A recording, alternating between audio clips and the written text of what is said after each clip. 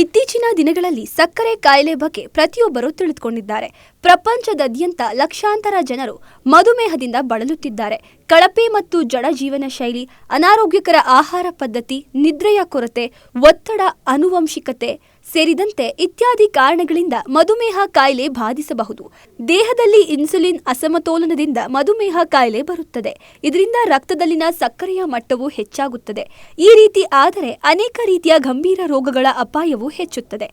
ಹಾಗಾಗಿ ಮಧುಮೇಹದ ಬಗ್ಗೆ ವಿಶ್ವದಾದ್ಯಂತ ಜಾಗೃತಿ ಮೂಡಿಸುವ ಸಲುವಾಗಿ ವಿಶ್ವ ಮಧುಮೇಹ ದಿನವನ್ನು ನವೆಂಬರ್ 14ರಂದು ಆಚರಿಸಲಾಗುತ್ತಿದೆ. ಈ ದಿನ ಆಚರಣೆ ಮಾಡುವ ಉದ್ದೇಶವೇನು? ಇತಿಹಾಸ, ಮಹತ್ವದ ಬಗ್ಗೆ ಸಂಪೂರ್ಣ ಮಾಹಿತಿ ಇಲ್ಲಿದೆ.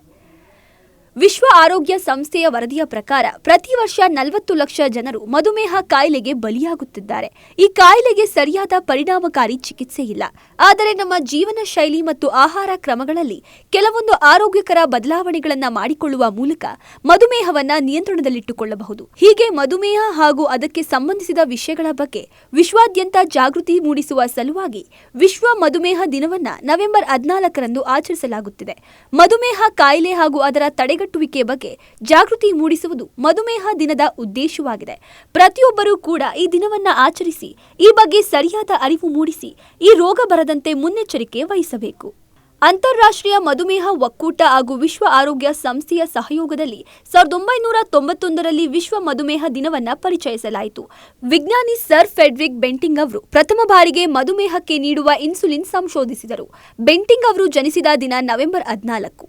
ಹಾಗಾಗಿ ಅವರ ಸವಿನೆನಪಿಗಾಗಿ ನವೆಂಬರ್ 14ರಂದು ವಿಶ್ವ ಮಧುಮೇಹ ದಿನವನ್ನು ಆಚರಿಸಲಾಗುತ್ತಿದೆ. ಈ ದಿನ ಮಧುಮೇಹದ ಬಗ್ಗೆ ಜಾಗೃತಿ ಮೂಡಿಸುವ ಸಲುವಾಗಿ ಮಾಧ್ಯಮಗಳ ಸಹಯೋಗದೊಂದಿಗೆ ವಿಶ್ವಾದ್ಯಂತ ಹಲವು ಕಾರ್ಯಕ್ರಮಗಳನ್ನು ಹಮ್ಮಿಕೊಳ್ಳಲಾಗುತ್ತದೆ.